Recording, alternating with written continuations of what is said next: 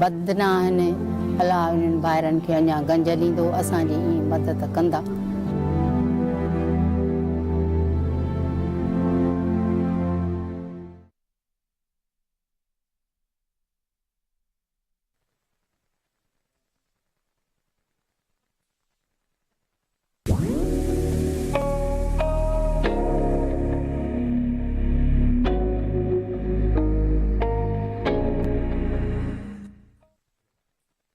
Assalamu alaikum and welcome to Single Muslim Live here on British Muslim TV, sponsored by singlemuslim.com. I'm Fahima Mohammed, your host and relationship coach. Once again, we welcome you all here from British Muslim TV, wherever you're streaming, whether it's on TV, Sky Channel 752, Facebook or Twitter. We really appreciate all of you that are always supporting and watching, and you can participate in the conversation tonight. You can call in live directly to the studio on 01924231083. Please do ask the bill payer's permission as standard network rates do apply. You can actually also message me via our free WhatsApp service, and that number is 07585835150. With that in mind, you can keep yourself anonymous and send me any of your questions, queries, and comments, and I can have them answered by our lovely guest tonight, who is going to be talking about how to deal with a breakup. That's a really interesting conversation and topic, and inshallah you will really benefit from it. But firstly, I would like for you to help me welcome our lovely guest, Dina Goda. Assalamu alaikum, Dina. Wa alaikum assalam, Fahima. Yeah, it's really nice to be here, and it's really nice to do this with you. It's absolutely my pleasure. I know how busy you are, and I really appreciate your time. And, you know, it's such an amazing opportunity for everyone who's viewing and watching to have someone like yourself, because, you know, you've obviously got such a vast amount of knowledge, information, and experience. So can you explain and tell us a little bit about yourself?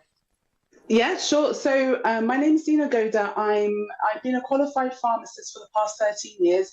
A few years within my career, I kind of started to experience some of my own struggles and challenges, and that kind of led me to go to my own therapy. And from when I started to go through my own therapy, I realized, oh my God, this is so beneficial. It completely helped change lots of different aspects and how I saw and perceived lots of different things. So then I thought, this is what I want to do. I want to be like my therapist. And I went back to university and I studied and trained to become a psychotherapist. My training is an integrative psychotherapist, which kind of looks at how your childhood can be affecting your present. I also deal with CBT, so how your thoughts, feelings, and behaviors are kind of all linked, and the core beliefs underneath that, and also the actual therapeutic relationship itself. So having a really safe space to kind of explore anything that a person wants to without being judged and kind of accepted for what they bring and who they are. And I've been doing that for the past 4 years, and I've worked with lots of different clients with varying issues, and I absolutely love it. It's my passion, and it's something that comes from my heart. And I'm also a licensed relationship coach, and I work with couples and individuals and kind of work with them as a coach to coach them through the whole process and kind of help them achieve their goals. So that's what I do. I really believe in it. I think it can really help transform your life, especially if you're committed and you're working with someone who's committed to support you through that process. So that's just a little bit of insight about me. Wow, amazing. I'm absolutely astounded. It's absolutely wonderful to have to, you know, listen to all the experience that you have, and mashallah, you really have trained, and I can really sense the passion in yourself.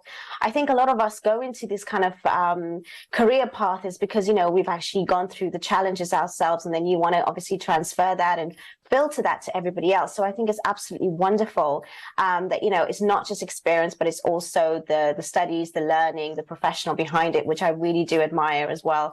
Absolutely wonderful. Now, we always talk about relationships and how to get together, and it's so amazing for, you know, Muslims especially, or just generally people to think about that. But, you know, there's a side of things that happens even before you get married. When you're talking to somebody, there's a period where you might be even getting to know someone. And I know from my own, you know, sort of like talking to clients and people that even, you know, come on the show, you know, listening to us speak, and they email me with regards to their issues. And a lot of it does entail the breakup. not necessarily also just when you're after marriage, but also in the process of finding somebody, when they're actually getting to know someone, they get used to them, even if it's just through conversation over weeks and months. And, they do get attached. So the whole idea of breakup is such a huge deal. It makes a huge impact on a person for so many reasons and so many different ways and angles that we're going to look at. So we're going to divulge into that. So let me ask you firstly, why is it so difficult for us to deal with breakups? So that's a really important question, and that's such a big question as well. I think when you look at, breakups encompass so many things which you've touched upon. It can encompass like a person going through a divorce, or it can be at the very initial stages of courtship, of when you're starting to get to know someone, even before you may have not even met them yet. So it covers such a wide range of, like a wide variety of stages of a relationship. When you think of a breakup, essentially, what is it in essence? A breakup is a loss, and under the bracket of losses can come lots of different categories. So losses, for one example, can come the category of, or one thing that normally comes to mind is heartbreak. When you go through a breakup, heartbreak comes into mind. And when you look at heartbreak, what is heartbreak? A lot of research and studies have shown that heartbreak is actually, it's not just a term, it's actually a real thing. And people can experience like physical symptoms, like physical pain, when they're going through heartbreak.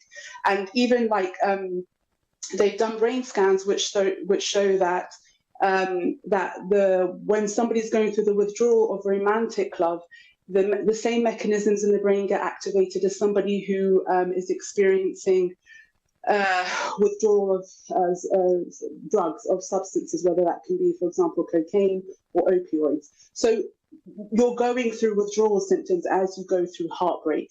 That's one aspect of heartbreak, and that's one of the reasons why it can be incredibly painful, excruciatingly painful and difficult to deal with.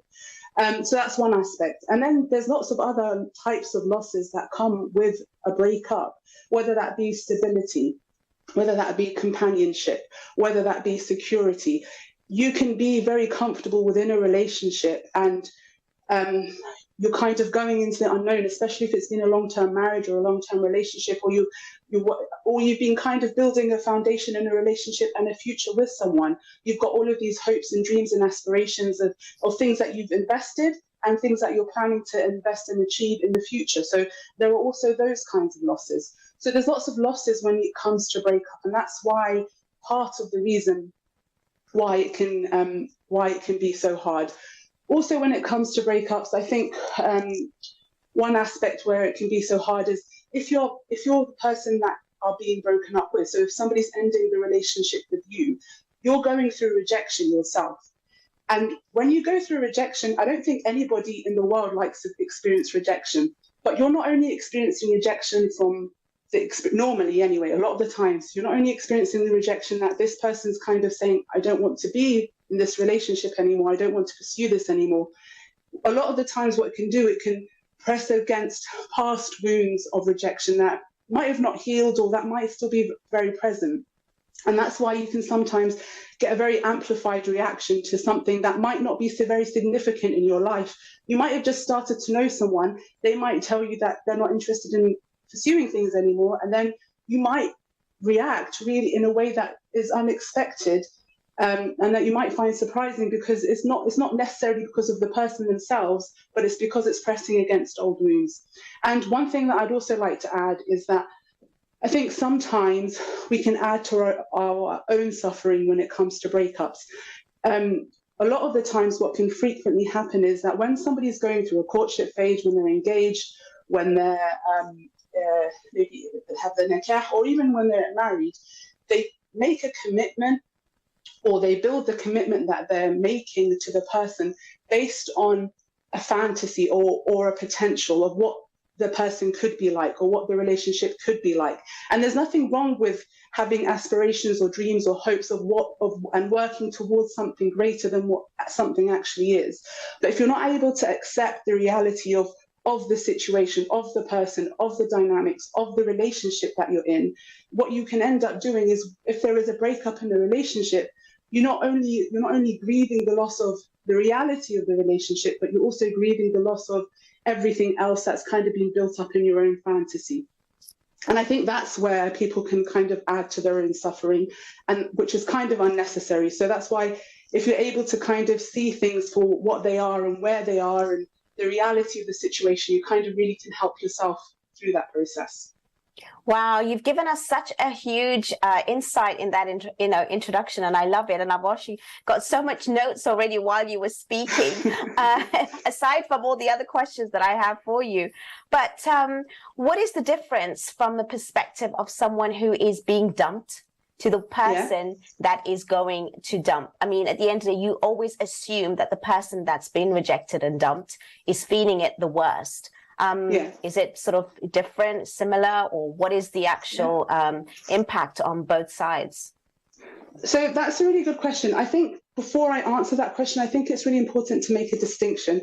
There's a distinction being putting aside like maybe abusive relationships, or like on any level, if you put aside the relationships which are abusive because they kind of have their own cycle, and if you put aside a relationship in situations where perhaps someone wasn't intending to end the relationship, but they may have found out news or certain circumstances may have happened, for example, infidelity, and they've decided that the relationship needs to end. So put aside those two relationships. If we're talking about normal relationships, quote unquote, which have got two normal people that are either getting to know each other or they're in a relationship of whatever sort, and somebody wants to end the relationship and somebody doesn't want to end the relationship. So you've got two people in two different positions.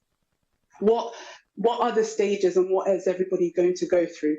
Now, normally when somebody, and this is a generalization, but when somebody comes to end a relationship, they're not going to wake up one morning and say, I don't want to be in this relationship anymore, I'm going to end it. What normally happens is they've been thinking about it for a while, they've been ruminating, they may have not been happy, they may have spoken to a person, and they may have tried different things to kind of end the relationship.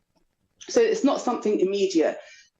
And then you've got the other person who doesn't actually want to end the relationship. So when they initially when they come to the decision, maybe 80% of them wants to, 20% doesn't, but they've taken the decision, they've got the courage, and they take the decision to end the relationship. Normally what will initially happen, they'll be feeling a sense of relief. They'll be feeling relief, the person on the receiving end, and also depending on the level of... Well, Dina, you've given us such a good insight so far. And before we go into that even further, we're going to come back with that actually when we are after the break. So you've given us an introduction to that, but we are going to follow that through. We are coming into a very short break. Make sure you stay with us because that's a very important question that we are going to continue. And inshallah, we will have Dina's views to answer about breakup, and we look forward to seeing you.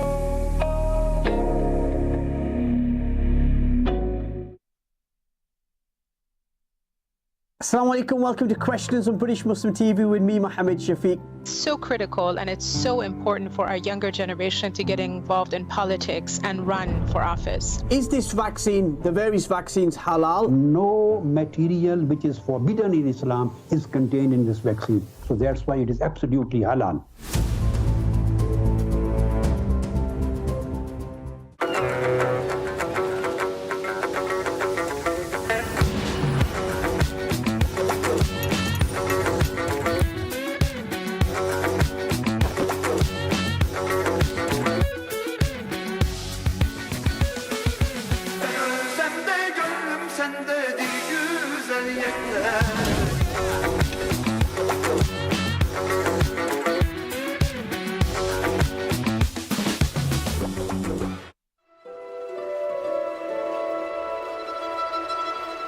मुझो नालो आ सकीना लिहाज़ गोठ में रहता हूँ। बरसात बहुत ज़्यादा पई, घर बुढ़ी या बच्चा वठी भगा से, सिर्फ बचाए भगा से, कुछ न बचो, जायूं किरी पियूं कचूं हूँ, पेट ढवलाए था सिकऊं, मानी कॾहिं अचे थी कॾहिं नथी अचे, कॾहिं खाइनि था बच्चा कॾहिं नथा खाइनि, लटनि बिना खणी भॻाऊं, पेरें उघाड़ा आहिनि बच्चा, बस तरतबा थियो आहे खटा बि कान्हनि कुझु बि कान्हे बेवाया थी निकिता आहियूं घर खां असांखे इदारे वारनि दाल ॾिनी चांवर ॾिनऊं गिहु ॾिनऊं खंडु चांहि ॾिनऊं साबुण तेल ॾिना अथऊं पेस्टियूं ॾिनियूं अथऊं बचड़नि जा तोलिया ॾिना अथऊं जेके तड़क कराए असां साफ़ु करे विया आहियूं बच्चा असांखे हर चीज़ इदारे वारनि ॾिनी आहे अलाह साईं उन्हनि खे वधाईंदो गिहु ॾिना अथऊं हर चीज़ ॾिनी अथऊं असांखे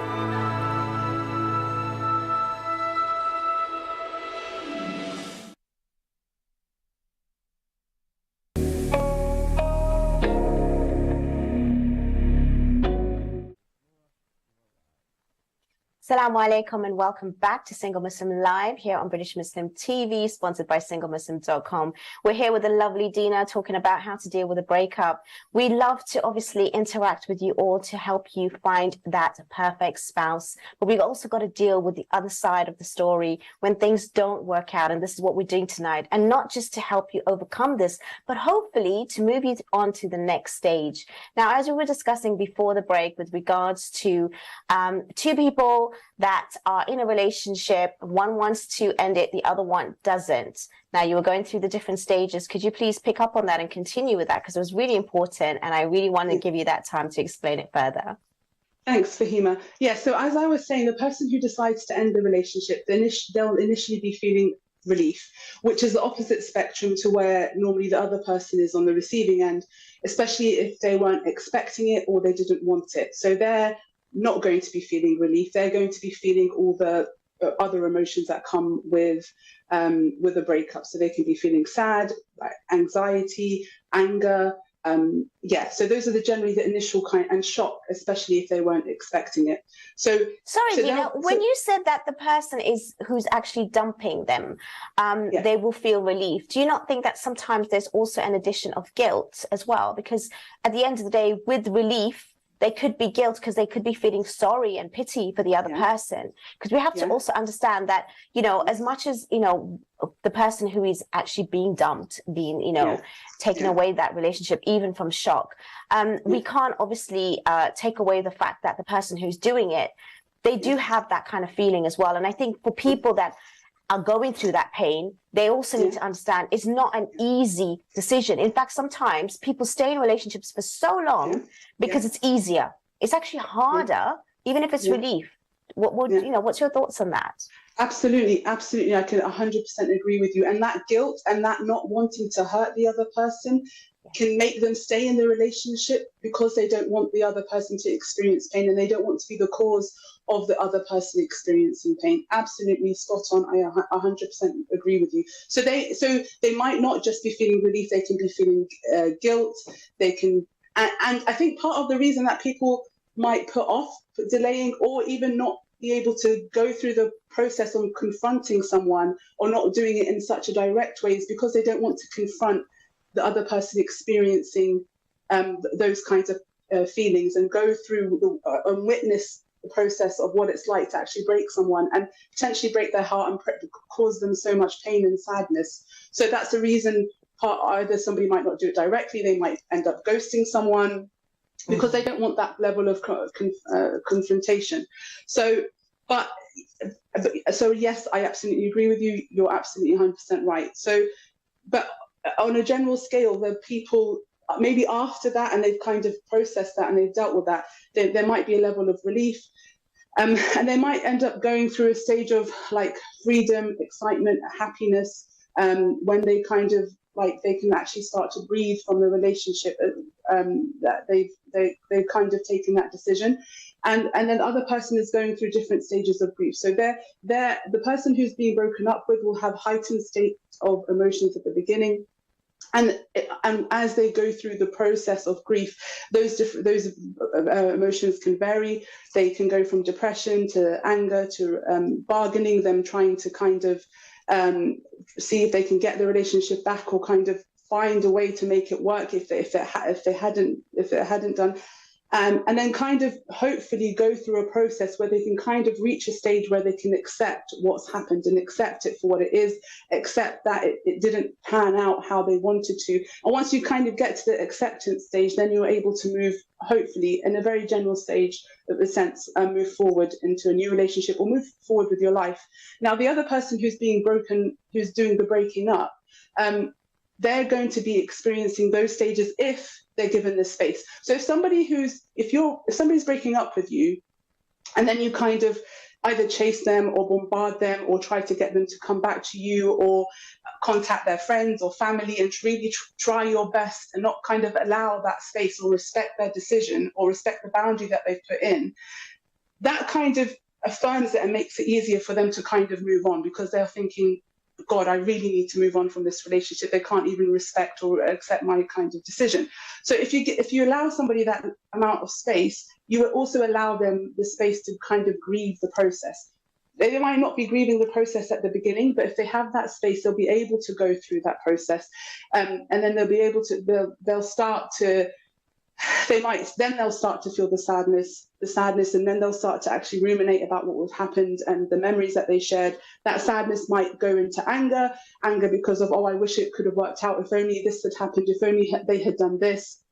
That anger might then go into confusion or uncertainty and anxiety about, oh, did I make the right decision? Did I do the right thing? Am I, oh, actually, I've lost this, and this. And our brains also work in a funny way. When our brains, there's something called the faded effect bias. And our brains, after a certain amount of time, it forgets the bad things and it focuses on the good things, which can be good.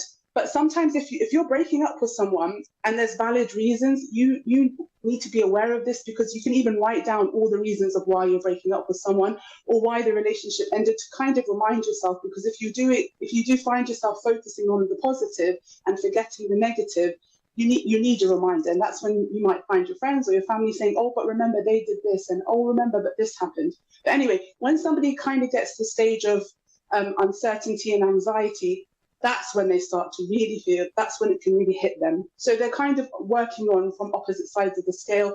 And then they kind of, when they're starting to grieve the relationship, you might find the other person, that's when the other person is actually feeling a lot better. They might have started to really start working on themselves, started exploring different things, doing different activities. And and that's also when, if a person's had space, they might actually reach out to you again. If you've allowed them that space, you might find people coming back. And that's what happens if a person's broken up with you and you've allowed that space, you can find these people coming back into your life or popping up months, even sometimes years down the line, because it's That's actually really hit them a lot interesting later. that you say that, though, Dina. I mean, I know this is theory and this is generalization, and I love what you're saying, and I know this is how it should be, or sometimes this is how it pans out. But obviously, in our Muslim community, when it comes to marriage and breakup, we don't really allow that space. We don't want it to happen. In fact, if anything, we want to push for reconciliation. We want to push for counseling. We want to push for therapy and things like that when it comes to it. So it's a very, very fine line. And obviously it depends on the situation in each case study. So we are generalizing here.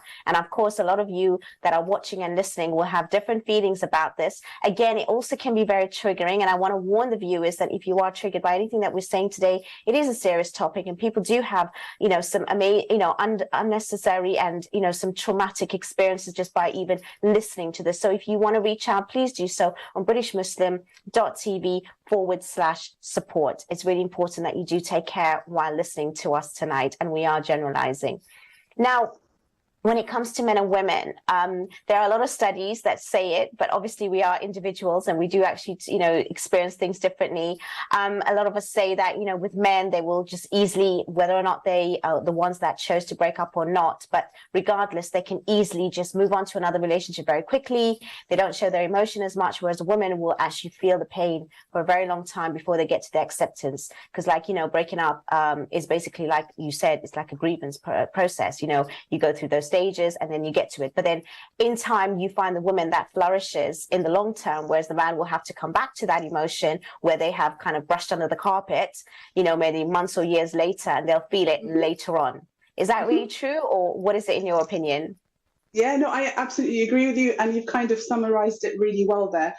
men and women are differently, even on a physiological level, they're different. You've got the right side of the brain, which deals with emotions, feelings, and loss. And then you've got the left side of the brain, which in general terms deals with problem solving. Women have their right side of the brain, in general terms, is 8 times larger than men. And the men's left side of the brain, which deals with the problem solving, is much larger in men than it is than in women. So that correlates with what you're saying. After a breakup happens, it's much easier and natural for women to kind of really cry and have an emotional response to what's actually happened. And that's backed up by research and by study. That correlates with research. Men, their left brain side of the brain gets activated. They're like, oh my God, I've just had this relationship's ended. I need to do something. I need to solve this. I'm no longer in a relationship. I need to do something to make myself feel better. So I'm going to get into another relationship. And that's why I think in general terms, men can seem to kind of move on quicker than women. Women have the initial, they deal with the emotional side sooner and perhaps in a more intense way. And then they will deal with it later on. Research also shows that women's recovery after breakup is a lot faster than it is for men. And sometimes some men don't actually completely recover from heartbreak because I think partly because of the way that they're designed, partly because of society and the way that they're raised, and perhaps they don't have the same support systems as women do, and it's not so natural for somebody to go and sit there and kind of grieve and talk about it and kind of explore and understand what's happened and process that. That's much more natural, and it's much more supported for women, so it makes it easier in addition to it just being easier for women. So what you're saying and what you've summarized is definitely very representative of the truth and reality between men and women. How interesting. And I love that. And it's good to clarify that, especially because it's backed up by science and research as well. But like I said, individual cases will differ. Now, how do you sort of grow after a breakup and sort of get to the stages of moving on? What are the actual stages for that? I think with every breakup and whenever any kind of relationship ends, there's massive room for growth and massive room for opportunity for you to kind of really reflect and kind of take the lessons that you have an opportunity to take the lessons of and really learn about yourself. It's really through relationships that we learn about relationships and we learn about what we are like in relationships. So if you want to utilize the opportunity, first of all, you need to kind of initially you need to really take a step back and kind of reflect and kind of introspect about what has happened in this relationship. You ask yourself, what are the things that drew me to this person? How did I get into this relationship? When did things start to break down? What was my contribution to the outcome? How did I contribute to things breaking down?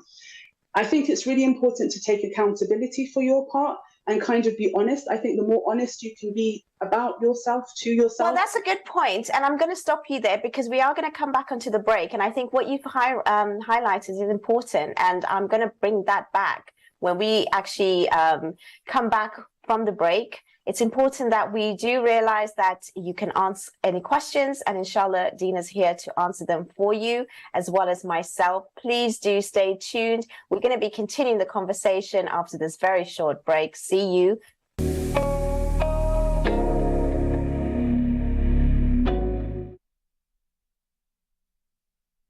Abdul Muttalib, the Prophet's grandfather, proposed to keep the name Muhammad, which means the praised one.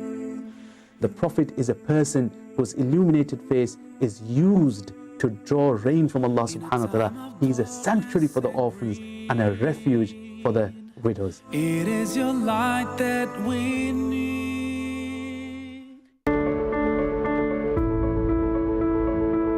Almost 150,000 Canadians a year will use a homeless shelter.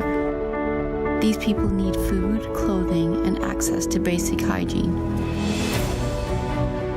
Fatima Zahra Helping Hand is a non-profit organization with the goal of helping the underprivileged in Canada. along with our active support for recent immigrants and refugees. One of our ongoing initiatives is to feed and clothe the homeless.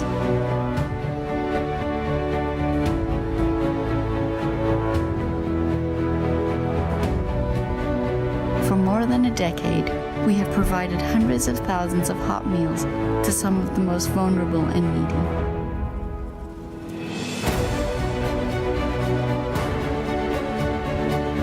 We continue these efforts with several monthly initiatives.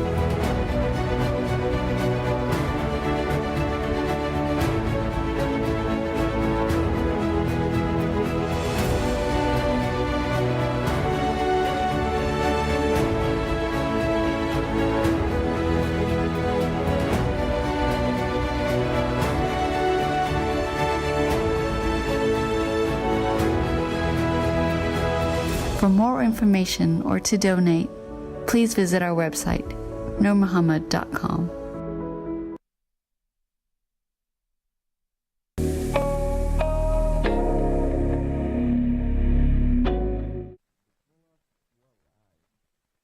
Salam.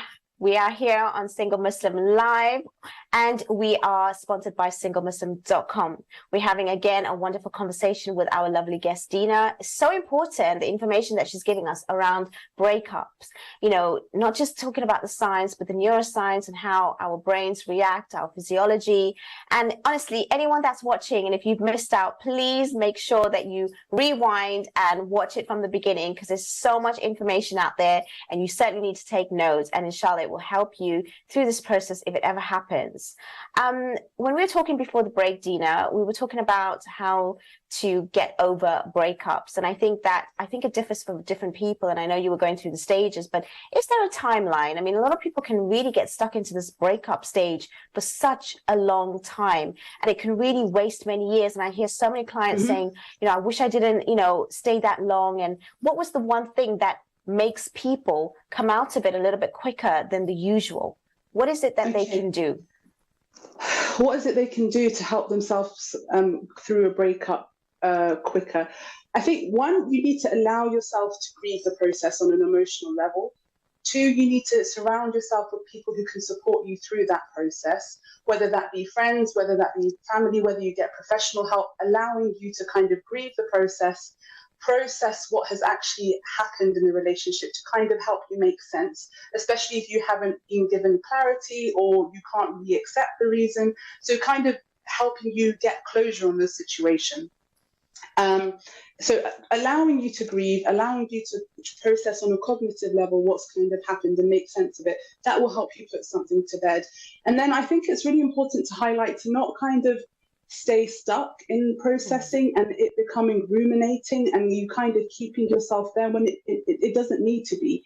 If you've got a house, for example, and you've got a living room and your living room is full of stuff and that living room is now empty, you need to fill that living room up with things, with other things you need to fill that living room up. And that's the thing, if you've had a relationship which has filled up some part of your life, you can fill that part of your life with other different things, whether that be spirituality, whether that be a new hobby that you've been wanting to do, whether it be something that you want to learn, whether you want to work on your fitness, whether you want to learn how to cook, whatever it is that you want to do, you can kind of fill that space with other things. You can start even like giving. I mean, giving has lots of other benefits, even if you're kind of struggling yourself.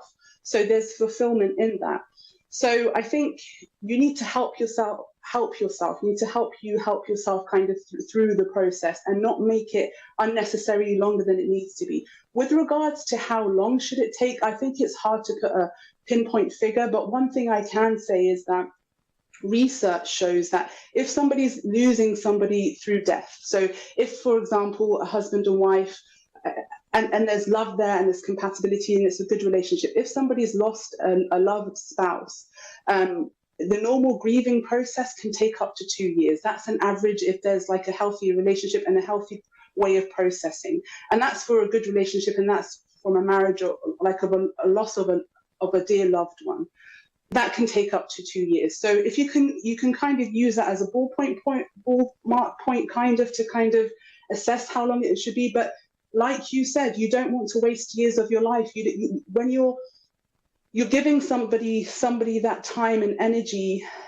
You're giving them something that you can benefit from. Yes, allow yourself to grieve, but don't make it worse than it needs to be, and don't make it longer than it needs to be. So I absolutely. No, I love what you said, and I think you really explained it well. And to add to that, I think a lot of people, when they break up, even if they're going through the grieving process and the reflection, I think the sooner you focus on yourself is better, because I find a lot of clients, especially women, they're focusing on what the other person is doing. Yeah. And they do so much of that, and they spend so much time as, oh, he's here, there, and everywhere. And also bringing back what if scenarios as to what could I have done in order to bring that relationship back, or, could have done to not let it happen, or I would have done this, that, and the other. And I speak to so many people giving me the same sort of, reasons for, rewinding, when actually you should be focusing on yourself, trying to understand, how can you grow from that relationship? How can you develop from that relationship? And most importantly, focus on yourself. That is really, really important. As much as you are concerned about what the other person is doing, try and focus on yourself, because again, you've already given that time. It is over. Now it's for you to give yourself that chance. And the sooner you do that, that's when you can actually also sort of make that sort of timeline a lot less for you to actually move on. So there is other scenarios where people are sort of on the fence, Dina, whether they're thinking, should I break up? Should I not break up? What kind of tips can you give someone when they are considering ending a relationship? It's a huge deal for both sides, as we mentioned. So what would be the kind of things that you would help someone to say, you know what, I could give them another chance. I could wait a bit longer, but at the end of the day, you don't want it to be where it also wastes your time. So what is the actual cutoff breakup point where you will make that choice, or what is it that will make you consider giving that person another chance? Okay, so you've asked two separate questions there. You've asked about what do you... put it in one, just to confuse you. You've asked me, what does somebody do if they're on the fence?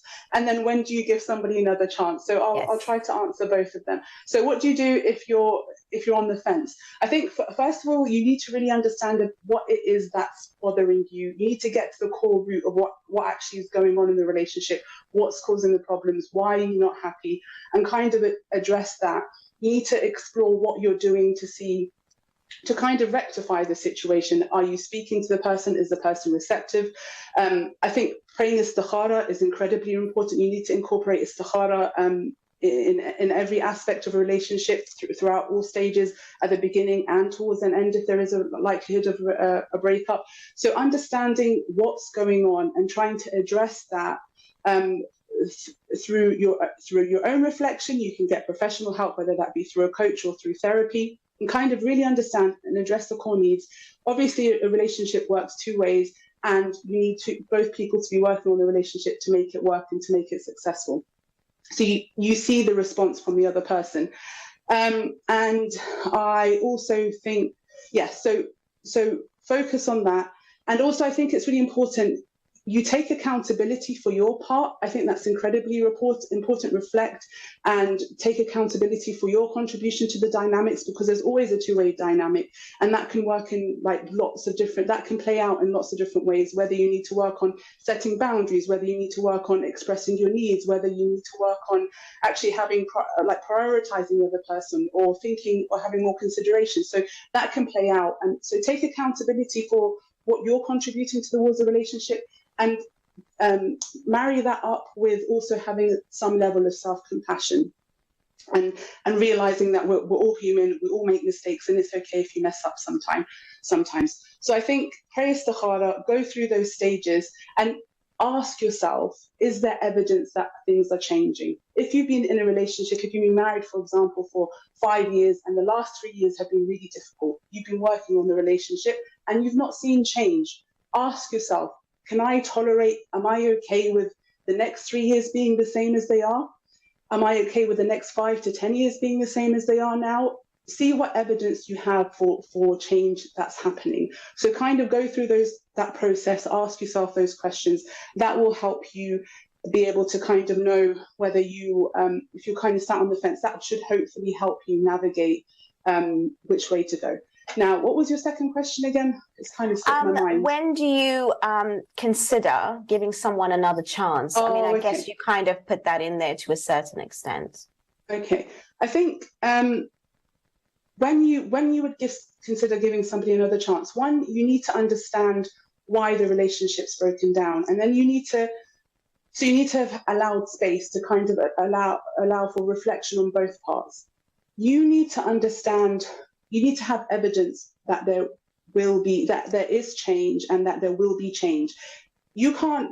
Albert Einstein has a saying that insanity is doing the same thing over and over again and expecting different results. So if you haven't worked on yourself, if the other person hasn't worked on themselves, if you haven't understood why you're having these problems, you're going to get the same results again when you try again. But what about a scenario for infidelity? Because that's just not really working on yourself. That's just trying to trust someone again.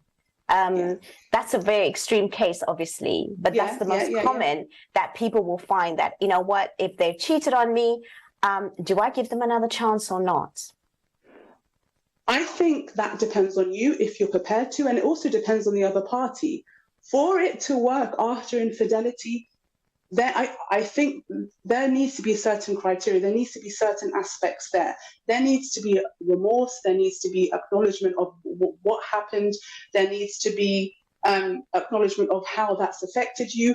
The person who's cheated on whatever level, they need to allow the other person to go at their own pace, and they really have to put, if the effort on their part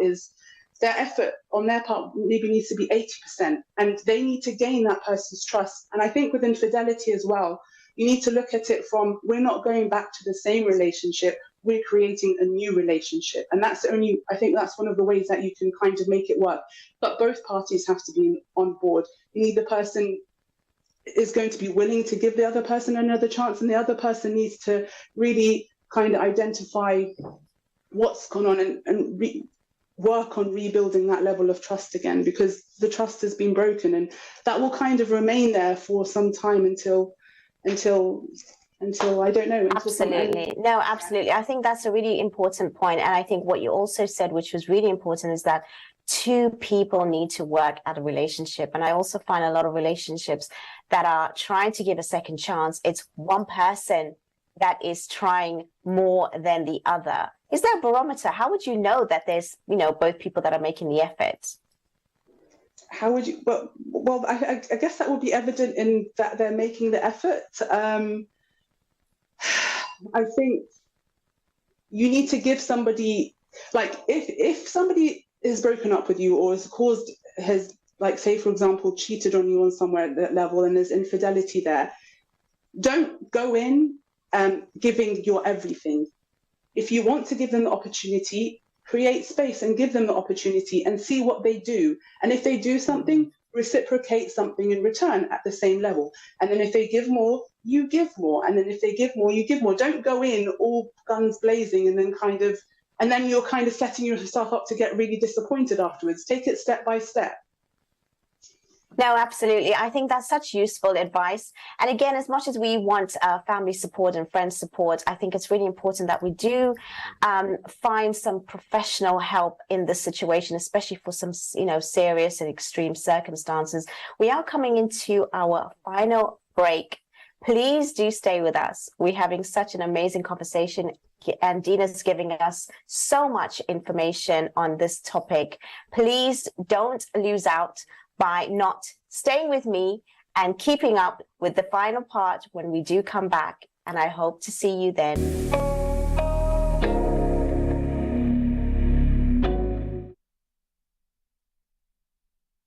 Assalamu alaikum, welcome to Questions on British Muslim TV with me, Mohammed Shafiq. So critical, and it's so important for our younger generation to get involved in politics and run for office. Is this vaccine, the various vaccines, halal? No material which is forbidden in Islam is contained in this vaccine. So that's why it is absolutely halal.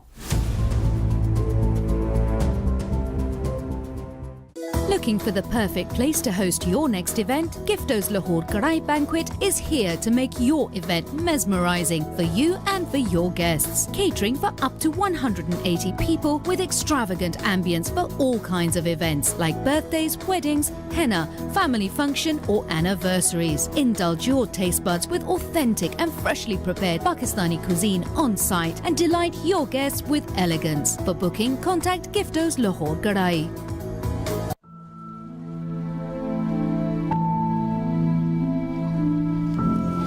अदा असांजे मींहं वसिया ॾाढा असां ॾाढो परेशान थियासीं असांजे ॿोॾ अची वई घर खां बेघर थी वियासीं असांजूं जायूं किरी पियूं कुझु न रहियो असांजो सखणा सिर वठी असां निकिता आहियूं उतां बच्चा असांजा मज़ूरी कंदा आहिनि त खाईंदा आहियूं जे न कंदा आहिनि त असां कॾहिं चुल्हो बि न ॿारींदा आहियूं असां सां इहे मजबूरियूं आहिनि पोइ हिते वेठा आहियूं अची खीमा ॾिना अथऊं खीमनि में वेठा आहियूं असांखे अटो मिलियो खाइण जो सॼो ई राशन मिलियो जेको असां खाईंदासीं जंहिंमें हर शइ मौजूदु आहे उन में थांव बि किचन जा सजाई असांखे ॾिना अथऊं असांजे भाइरनि जी महिरबानी आहे उन में बाल्टियूं आहिनि बदना आहिनि अलाह इन्हनि भाइरनि खे अञा गंज ॾींदो असांजी ईअं मदद कंदा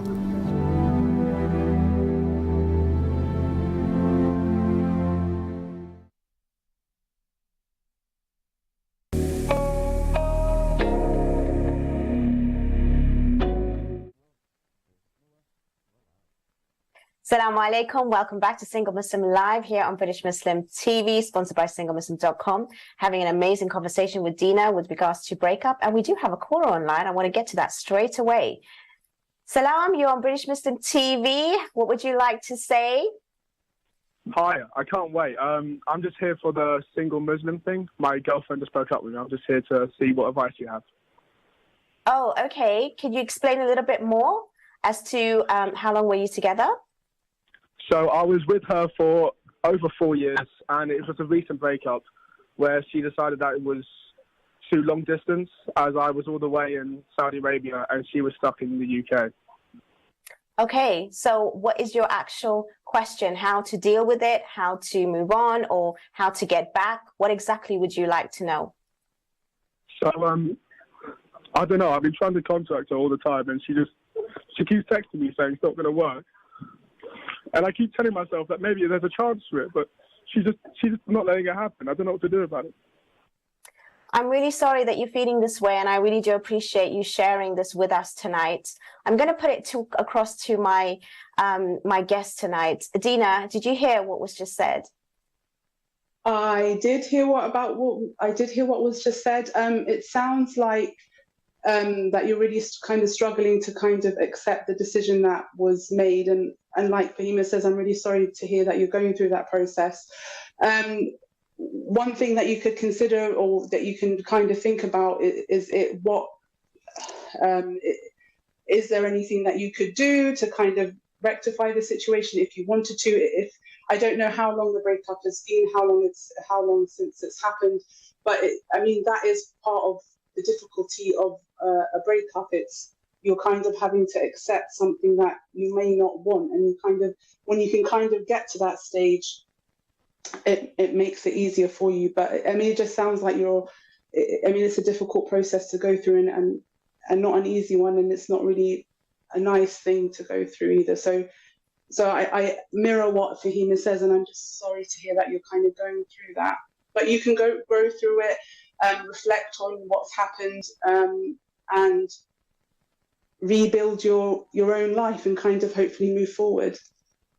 Well, thank you so much for that call. Unfortunately, we did actually lose the line, and I hope you're still hearing, because I think this is what it's really about. It just goes to show, and I can tell that you were very upset speaking on the actual call. And I just want to again say, I really do empathize with that feeling.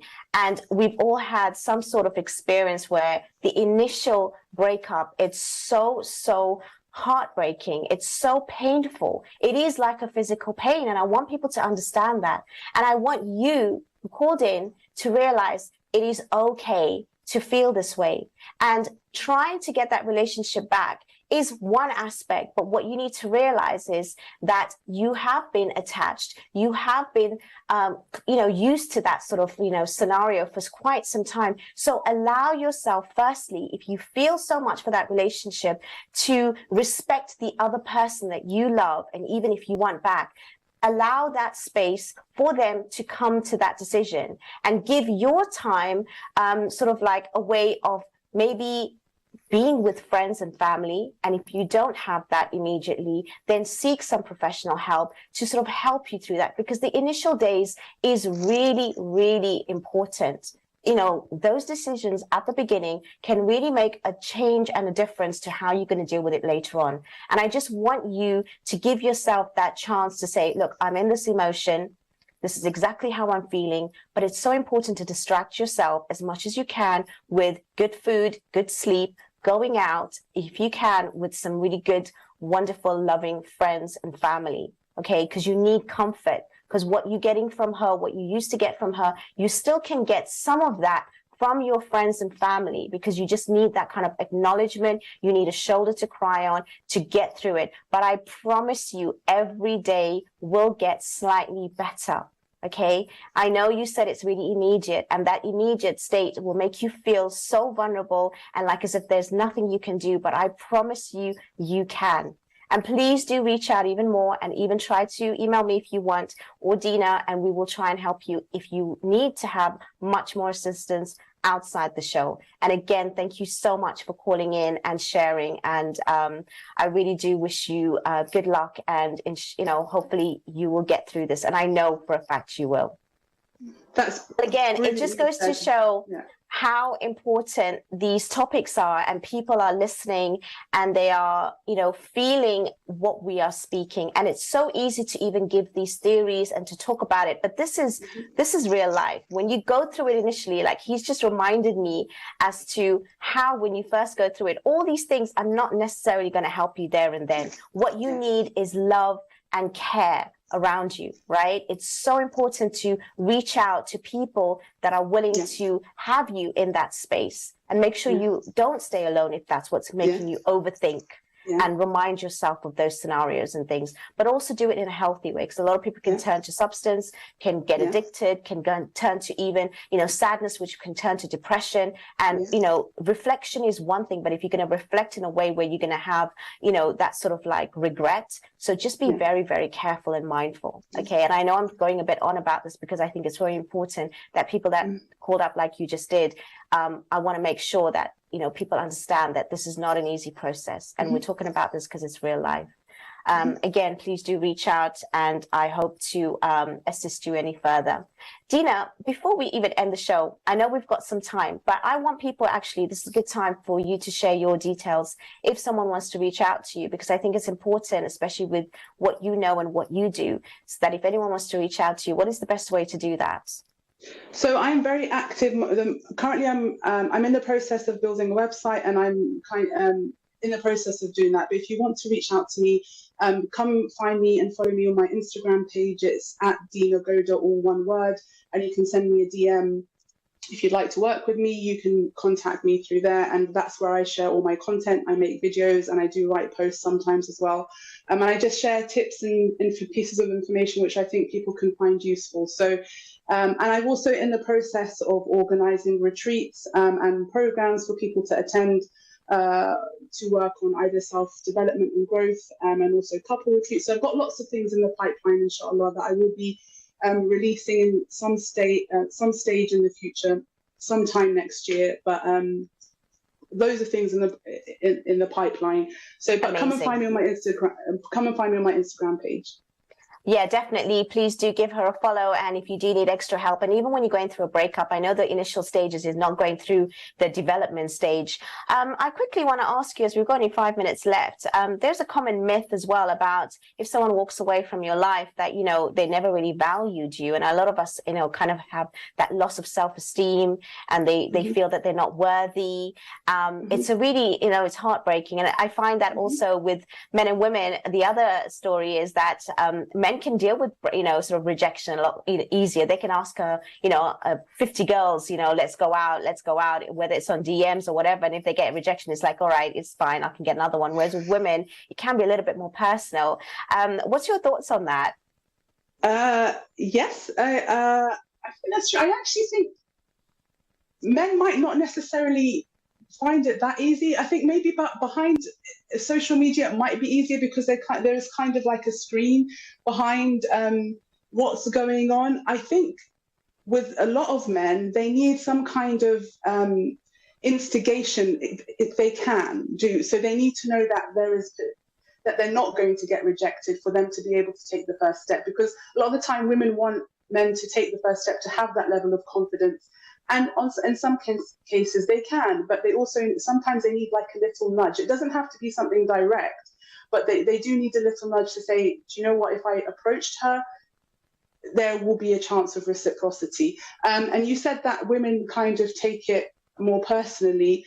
I think it does work both ways. I think it just might not be as visible for men. Men, you might not get to know what's going on internally in men more so than women, because women generally tend to express more, and you can know what's going on because they will tell you what's going on some level, or they'll at least share that with their friends. So I think the exterior of what men go through might not always mirror what's internally going through, and they might not even understand it or experience it themselves, fully understand it themselves. So yeah, I think, does that answer the question?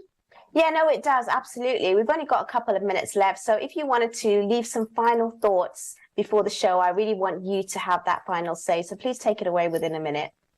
Oh, okay. Thanks for that, Fahima.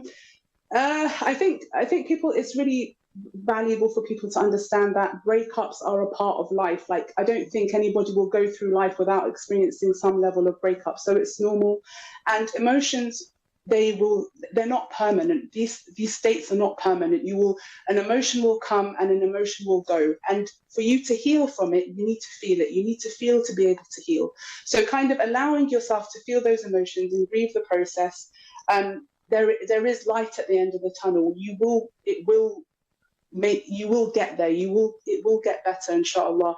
And there is so much opportunity from growth from breakups. You can learn about yourself, you can learn about the mistakes that you make, you can learn about what you want and what you don't want, your needs and the things that you don't need in a relationship, what's important to you, your own values.